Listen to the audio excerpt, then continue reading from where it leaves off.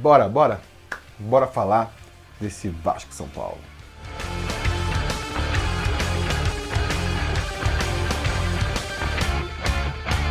Fala, torcida vascaína, Felipe Tiru de volta na área para falar de jogo do Vascão, porque nesse domingo, às 4 horas da tarde, com transmissão da TV Globo para parte da rede, o Vasco vai até o Morumbi enfrentar o São Paulo pela 22ª rodada do Campeonato Brasileiro da Série A. Um jogo em que, cara, o que vier é lucro, né? A verdade é que o que vier é lucro, porque não dá pra gente imaginar no Vasco aprontando para cima do São Paulo. Não dá pra gente contar, né, com o Vasco aprontando para cima do São Paulo. Com o que a gente conseguir fazer nesse domingo já é de se comemorar. Se conseguir voltar com um pontinho lá de São Paulo, já vai ser motivo para muita comemoração, porque não são esses jogos que definem para o Vasco, né? Não são esses jogos que vão ajudar a manter a gente, ou pelo menos com o qual a gente não pode contar para ficar na primeira divisão. O nosso campeonato é outro, né? Que nem o pessoal comenta, são os jogos lá debaixo da tabela, de preferência jogando em casa, como foi o caso da partida contra o Fortaleza. São nesses jogos que a gente tem que se garantir. Essa partida agora contra o São Paulo é muito complicada para o Vasco, né? E eu acho que os números mostram muito isso. Então vamos aqui puxar mais um raio-x aí com os números do Futidados para mostrar como a situação do Vasco é complicada para essa partida. O Vasco, que como vocês bem sabem, né, estava em 16º lugar antes do início dessa 22ª rodada, né, com 23 pontos em 20 jogos disputados, aproveitamento ali de 38%, vai enfrentar o São Paulo, que está em 3º lugar, 36 pontos, 16 pontos a mais que o Vasco, tendo jogado só 18 vezes, quer dizer, tem 2 jogos a menos do que a gente, e um aproveitamento aí de 66%, tem quase o dobro do aproveitamento do Vasco. A campanha nos últimos 6 jogos do São Paulo são de 5 vitórias, 1 empate e 0 derrotas, aproveitamento de 88%, enquanto o aproveitamento do Vasco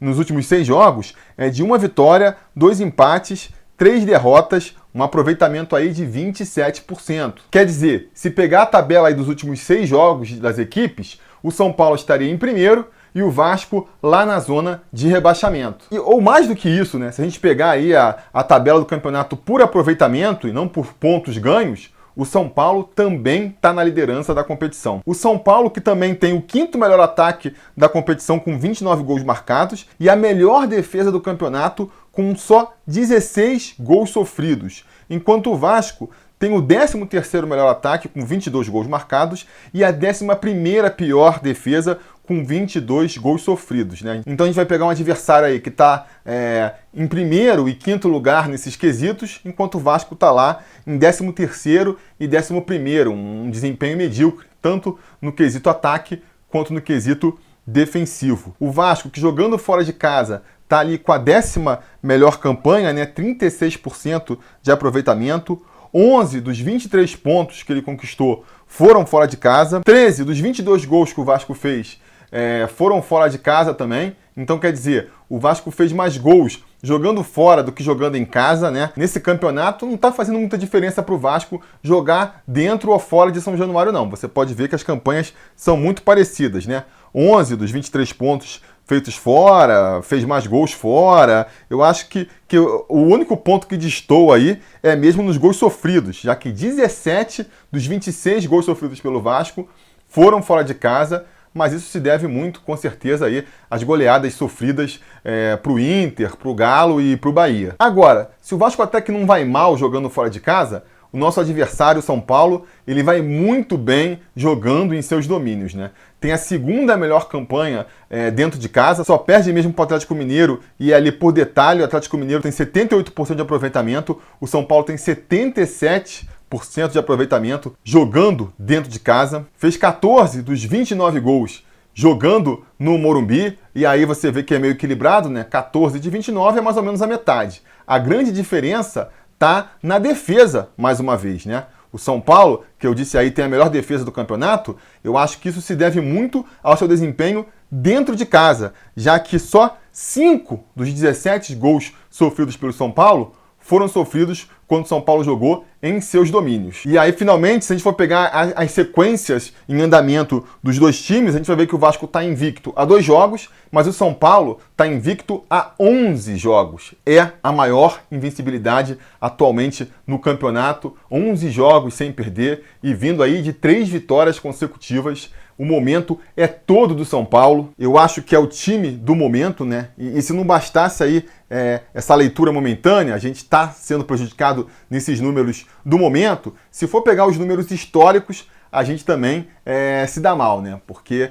esse é um clássico muito equilibrado, onde normalmente o mandante acaba se impondo. Se a gente jogando em São Januário, a gente já foi aí para o 3º ano conseguindo vencer o São Paulo, né? A gente venceu no começo do campeonato, agora em 2020, vencemos no ano passado, vencemos no ano retrasado, no ano anterior tinha sido um empate, quer dizer, jogando contra o São Paulo em São Januário, até que a gente não vai mal, jogando lá no Morumbi é uma tragédia. A gente não consegue uma vitória desde 2012, quando a realidade do Vasco era outra, né? O time era um time realmente muito mais qualificado do que a gente tem hoje em dia, e até mesmo sonhar com empate é difícil. O último empate lá no Morumbi foi em 2015, aquele 2-2 lá, quando o Vasco estava tentando dar a volta por cima, escapar do rebaixamento, né? Estava até no Morumbi nesse dia, mas já faz tempo, já ficou muito tempo no passado. E se tudo isso ainda não fosse suficiente, ainda vale dizer que o Vasco vai severamente desfalcado para essa partida. A gente vem aí sem os nossos melhores jogadores à disposição do Sapinto, né? Não vou nem entrar nos outros que estão desfalcando, que não faz tanta diferença. Mas o desfalque do Benítez, que ainda vai estar afastado aí porque está com Covid, e do Léo Matos, que também está suspenso aí, né? Tomou o 3º cartão amarelo contra o Fortaleza, eu acho que vão pesar, né? Vão pesar. O Benítez sem dúvida, o melhor jogador do Vasco nessa temporada, nesse campeonato. O Vasco não consegue vencer quando o Benítez não está em campo. E o Léo Matos, para mim, é quem mais vinha se destacando aí desses últimos reforços que chegaram no Vasco agora nessa última janela, né? Então, são 2 desfalques muito sentidos. A gente deve ter a volta de outros jogadores aí, mas a situação é complicada. Mas já que estamos falando de jogador, vamos então aqui falar qual que deve ser a escalação provável do Vasco para essa partida, né? Esse grande desafio de domingo. Fernando Miguel vai ser nosso goleiro. Fernando Miguel que vem numa boa fase, né? Muito contestado por parte da torcida, mas eu insisto com a minha avaliação de que ele é o menor dos problemas do Vasco hoje em dia. Não vai entrar para a galeria, para o panteão dos grandes goleiros do Vasco, mas, cara, segura as pontas com tranquilidade. Foi responsável aí pelo empate contra o Fortaleza. Se a gente conseguiu sair com um pontinho daquela partida, foi muito em função do desempenho do Fernando Miguel. Então, não dá para criticar, né? De todos os problemas do Vasco, o menor, para mim, tá no gol. Problema muito maior vamos enfrentar na lateral direita, onde a gente vai ter o desfalque do Léo Matos aí, que nem eu falei, né? Vem se destacando muito bem, mas tem um problema. Pô, bate pra caramba, não perde a viagem, tem 4 jogos pelo Vasco, já conseguiu tomar 3 cartões e ser suspenso. E aí fica a dúvida, né? Quem vai assumir a lateral direita ali? Pikachu ou Caio Tenório? A minha aposta seria no Caio Tenório, sabe? Por mais que eu ache que o Sapinto vai acabar optando pelo Pikachu, eu vou ficar torcendo aqui e por isso eu botei na escalação o Caio Tenório, porque eu acho que é um jogador que se encaixa mais com o estilo de jogo que o Sapinto quer propor. Porque nem Pikachu, nem Caio Tenório vão trazer uma segurança defensiva, isso a gente já sabe, né? Vamos torcer para esse esquema com 3 zagueiros fazer uma cobertura um pouco mais segura e minimizar um pouco ali a fraqueza defensiva do setor. Mas agora, quando tá com a bola nos pés, pelo estilo de jogo do Sapinto, eu acho que o Caio Tenório vai se encaixar mais, né? Que é o quê? É o estilo de tentar sair em velocidade, tentar sair em lançamentos longos e fazendo cruzamentos para a área. Eu acho que o Caio Tenório é mais veloz que o Pikachu, né? É garoto, vai aguentar mais tempo também de correria e também cruza melhor. Principalmente se a gente for falar de cruzamento em velocidade, assim, né? O Pikachu, quando cruza, primeiro, ele cruza da intermediária, dificilmente vai até a linha de fundo e sempre tem que dar aquela paradinha para cruzar. Enquanto o Caio Tenório, acho que tem não só um cruzamento mais qualificado, como consegue também fazer esse cruzamento com a bola rolando, tem mais velocidade. Então, se a gente for pensar no Vasco tentando escapar num contra-ataque, fazer uma ligação longa, eu acho que o Caio Tenório tende a se sair melhor. Agora, tem aquela coisa, né? O Sapinto já elogiou o Pikachu, tem aquela coisa de treinador, principalmente quando chega num grupo novo, de querer escalar o mais veterano, que vai ter mais experiência. Então, sei lá, eu não vou me surpreender se o Pikachu aparecer ali pela direita não, mas vou ficar torcendo pro Caio Tenório. Do seu lado, eu acredito que a gente vai ter o Marcelo Alves, que vai ser deslocado para a direita ali, né? Não acredito no Miranda, que já foi liberado aí pelo departamento médico, já voltou a treinar. Não acredito nele recuperando a posição, pelo menos não de imediato, né? Pode estar um pouco ali fora de forma ainda. E o Marcelo Alves tem feito boas partidas, não tem por que ser cortado da equipe. Eu acho que ele só vai ser deslocado para a direita porque o Leandro Castan, aí esse sim, vai voltar para o time. É o capitão, é uma liderança para o grupo, né? Nem vem numa boa fase, mas voltando àquele discurso de você ter um cara veterano ali, que consegue, de repente, controlar o jogo, conversar com o juiz e toda essa questão, eu acho que, por mais que ele esteja voltando aí, talvez um pouco ainda fora de ritmo, né? Tava treinando em separado, eu acho que o Sapinto não vai abrir mão dele, não. Vai botar o Castan aí para jogar essa partida. E na esquerda ali, fechando a trinca de zaga, né? O Ricardo Graça, que tem feito boas partidas também, né? Tenho gostado muito do desempenho do garoto. Neto Borges vai fechar aí o nosso quinteto defensivo, a linha defensiva, na lateral esquerda. No meio, o Andrei deve ser nosso primeiro volante, né? O Andrei que foi muito contestado na última partida, tem sido muito contestado pela torcida, pela sua falta de empenho, porque ele dorme às vezes, dá umas moscadas e tudo mais. Apesar disso, eu acho que ele tem que continuar sendo titular sim, sabe?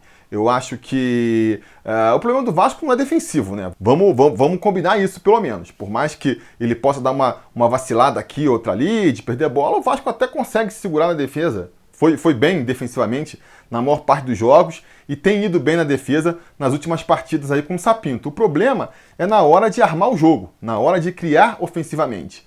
E aí, nesse critério, sinceramente, eu não vejo dentro do elenco do Vasco quem possa substituir o Andrei à altura, né? Principalmente se a gente for falar aí das possibilidades que o Sapinto deve considerar mais, a saber, o Felipe Bastos ou o Marco Júnior. Para mim, o Andrei tá na frente desses dois aí, principalmente quando a gente vai falar do potencial ofensivo. Acho que o Andrei é um cara que tem mais qualidade para conseguir fazer uns lançamentos longos, para fazer um passe um pouquinho mais elaborado para os companheiros, né? Eu acho que ele só precisa pegar um pouco mais ali da garra e da vontade do seu companheiro de cabeça de área, que é o Léo Gil, né? Léo Gil que se mostrou um leão na última partida, tem se mostrado essa característica, essa entrega que é típica dos argentinos, né? Aquele mapa de calor que fez sucesso quando ele foi contratado, que mostrava o cara espalhado em todo o campo. Eu acho que ele vem mostrando isso no Vasco também. E aí é até curioso, né? Ele acabou sendo ali eleito pela torcida como um dos destaques do time na última rodada. Eu também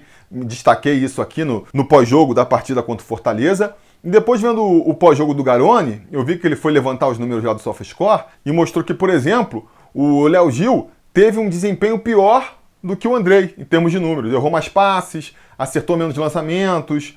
Então, quer dizer, né? É mais essa questão aí da entrega, de ver o cara correndo em campo, que tá fazendo falta no Andrei, né? E que tá fazendo a torcida meio que implicar com ele. Ele tem que melhorar nesse quesito, mas acho importante. Acho que são dois jogadores ali que são importantes para o Vasco, pela qualidade deles, ofensiva mesmo, esse passe mais qualificado, que ajuda a achar um companheiro livre, eventualmente acertar um lançamento. Isso vai ser muito importante, principalmente numa partida onde o Vasco deve tentar sair com passes longos, em contra-ataques. É importante que a gente tenha no meio ali o jogador que vai dar essa saída, que tem essa qualidade, né? Que tem essa qualidade.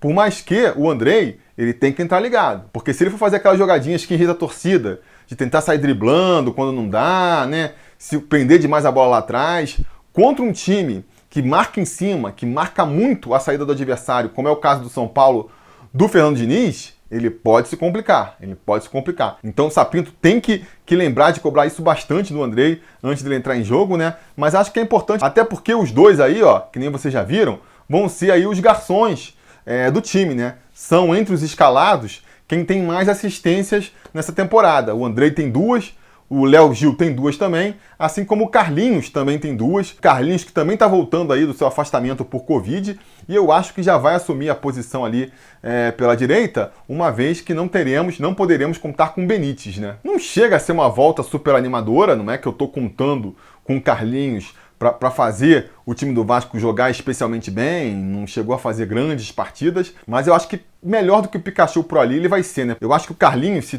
tecnicamente também não é nenhum talento, eu acho que ele pelo menos se movimenta mais, aparece mais pro jogo, já há um contraste em relação com o Pikachu, que se escondeu muito, né, na última partida principalmente, e que também, né, se o que eu tô torcendo aqui não acontecer, pode acabar, às vezes, estar jogando ali na lateral direita. Mas aí, sei lá, Pikachu e Carlinhos pela direita, será que a gente vai conseguir se criar por ali? Difícil, né? Difícil de imaginar. Eu sei, todo mundo tá torcendo aí pro Juninho jogar nessa posição, é a minha torcida também, mas, cara, tem que esperar aí o tempo do Sapinto, né? Esse é um dos problemas quando você troca de treinador. De repente tem um jogador que vinha se destacando com o treinador anterior ali, que vinha começando a ganhar seu espaço, você muda de técnico, o cara volta lá para trás, porque se ele não é um jogador que é consagrado ali, né, ele tem que de novo conquistar a confiança do técnico, e parece que o Juninho tá passando por isso aí. Se não for uma questão física realmente, dele não tá sentindo que o jogador tá 100% ali, é uma questão ali de preferência do treinador, né, não vê o potencial que a gente já viu que o Juninho tem, pelo que ele jogou contra Santos, pelo que ele jogou contra o Bragantino. Foi pelo menos essa justificativa que o Sapinto usou na coletiva depois do jogo, né? Foi perguntado por que não aproveitava o Juninho e tal. E ele falou que não vê o Juninho ainda com a disciplina tática que ele espera. E pelo que eu entendi dele, ele não vê o Juninho jogando mais à frente. Não vê ele jogando essa posição aí que o Carlinhos e o Pikachu jogaram. Eu acho que ele imagina o Juninho disputando ali a posição com o Andrei, com o Léo Gil, e aí acha que marca mal, acha que marca pior do que esses dois. Essa foi a impressão que deu. Ele também deixou entender que deve dar chances para o Juninho no decorrer das partidas, dependendo de como elas desenrolarem, né? Então vamos ver, vamos esperar. Vamos torcer para ele ter chance aí no decorrer dos jogos, mas começar como titular, eu acho difícil. Assim como eu acho difícil também, vale a pena a gente já esclarecer aqui, essa história de falar que o Juninho não joga porque ele não é jogador do empresário tal, né? Toda hora assim, não, esse jogador só é escalado porque ele é do empresário, esse só não é escalado porque não é do empresário. Galera, menos, né? Menos com a teoria de conspiração. Eu sei, a gente não tem como negar, existem empresários mais influentes lá em São Januário, que conseguem muitas vezes empurrar umas barangas para o nosso elenco, né? Conseguem também ali aliciar muitos jogadores da base, mas eu acho que a influência acaba por aí. Dizer que os caras chegam a escalar jogador, aí já é um pouco demais, né? Até porque se o problema do Juninho para ser titular fosse empresário, se fosse isso, ele não estava nem tendo chance, nem tinha começado a ter chance. Estava lá na base, para começo de conversa. Por que subiu ele? Ele era do empresário e mudou agora? Não, sempre foi do mesmo empresário. Então por que subiu? Por que não deixou ele logo na base? Mesma coisa serve para outros jogadores. O Léo Gil, o Léo Matos, o Jadson, o Gustavo Torres. Essa galera é toda do mesmo empresário? É todo do mesmo empresário? Ou são de empresários diferentes? E aí o Vasco está contratando um jogador que não é daquele empresário, sendo que o empresário vai escalar o jogador. Como é que funciona isso? Então não é melhor trazer só jogador do empresário que escala? Por que o empresário que escala não bota o time inteiro com os jogadores deles? O Sapinto, o cara vem lá de Portugal, o cara veio aceitando essa ingerência, aceitando que ele vai ter que escalar só os jogadores que o empresário X manda ele escalar. Não dá para acreditar nessa possibilidade, né? Não dá para acreditar. Então, assim, por mais que às vezes a gente não consiga entender, os motivos para escalarem ou deixarem de escalar o jogador não são porque o empresário está mandando. Vamos tentar ser um pouco aqui menos conspiratório nessas horas, né? Enfim, seguindo aqui. Pela esquerda, a gente deve ter, então, o Gustavo Torres, né, finalmente estreando como titular. Ele que já tinha aí entrado no decorrer da partida em 3 ocasiões. Agora, eu acho que já teria assumido essa titularidade de qualquer jeito. Mas com aí a reinfecção do Thales, né? A gente descobriu depois do jogo contra o Fortaleza que o Thales pegou de novo a Covid e vai ficar afastado por conta disso. Na verdade, ele não teria pego da primeira vez, mas agora pegou. Uma história meio mal contada aí. E até, de certa maneira, conveniente para o atleta, né? Assim, ele ficar sendo barrado, não porque por uma deficiência técnica, vamos dizer assim, mas porque tá doente, teve que ser afastado. Vamos ver, né? Vamos ver. Vamos torcer pro Gustavo Torres agarrar essa oportunidade, se mostrar mais valoroso, do que o Tales vinha sendo, porque isso vai implicar necessariamente aí numa melhora da atuação do Vasco, né? E eu acho que pode funcionar sim. Eu acho que até pelas características do Gustavo Torres, que não é tão habilidoso quanto o Tales, mas parece ser um jogador mais veloz e mais brigador, a gente pode dar sorte. Acho que o estilo de jogo dele pode encaixar melhor contra o São Paulo, que vai ser um time que deve marcar a gente em cima, então deve jogar com a defesa alta, e se a gente tem alguma chance de incomodar lá o goleiro deles, eu acredito que vai ser no contra-ataque, né? Vai ser justamente tentando explorar essa defesa alta, fazendo um lançamento longo aí, e aí vai precisar de um atacante de velocidade, brigador, que nem é o Gustavo Torres. Então, assim, é um jogo desenhado para ele se destacar. Espero que aconteça, seja com ele fazendo um gol, seja ele dando um passe aí para o Germancano, né, nosso artilheiro,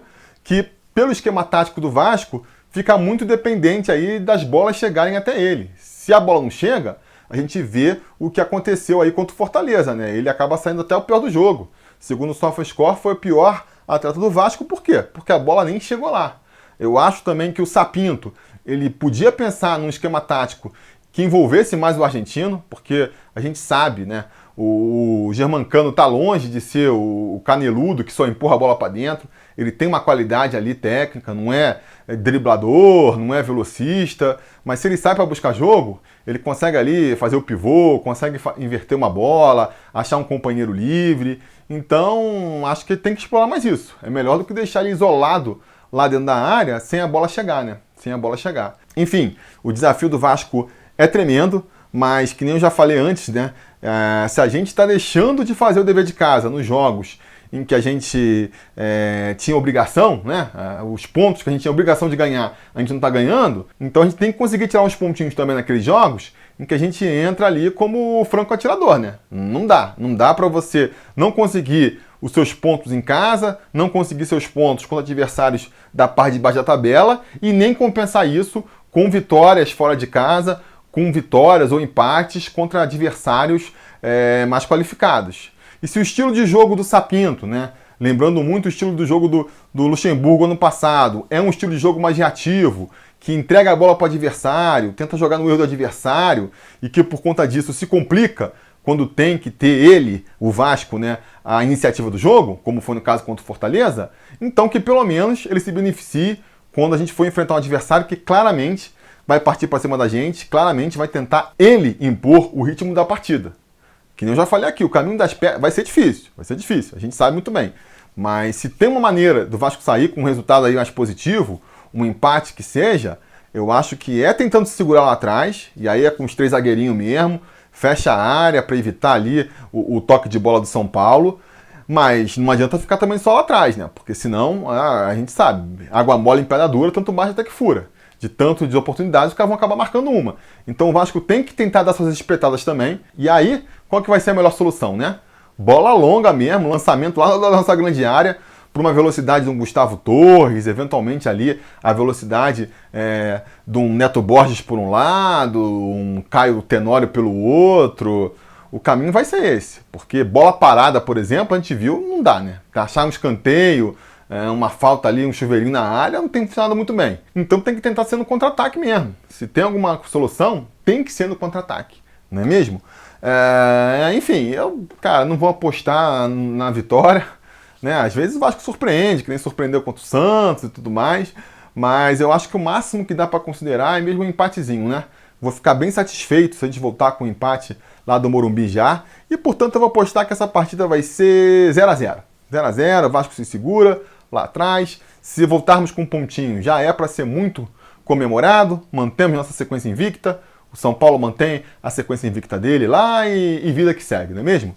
Mas você, qual que é o seu palpite aí? Diga aí nos comentários, né? A gente não teve aí nenhum conselheiro acertando, ninguém, né? Nem eu também, ninguém previu aí no Troféu Gato Mestre o 0-0 de quinta-feira. Vamos ver se alguém acerta aí o placar dessa partida agora de domingo. Se você apoia aqui o canal, seja lá no apoia.se/sobrevasco, ou seja sendo membro aqui no YouTube, você deixa seu palpite aí, diz quando vai ser o placar, diz quem vai fazer os gols do Vasco, e aí você já está concorrendo para ser o gato mestre da rodada e, dependendo da sua pontuação aí ao longo da temporada, virar o conselheiro gato mestre de 2020 e ganhar uma camisa do Sobre Vasco, beleza? Se você não apoia o canal aqui ainda, também deixa aí o seu palpite, também deixa seu comentário, a sua expectativa para essa partida, vocês sabem, a conversa continua aqui embaixo. E não se esqueçam de voltar mais tarde, porque se tudo der certo e nada der errado, assim que o jogo acabar, a gente volta aí para comentar o resultado. Beleza? Tá combinado? Então tá combinado. A gente vai se falando. A realização desse vídeo só foi possível graças ao apoio inestimável dos conselheiros do Sobre Vasco. Ajude você também ao Sobre Vasco continuar no ar, se tornando um apoiador em apoia.se/Sobre Vasco ou sendo um membro do canal aqui no YouTube.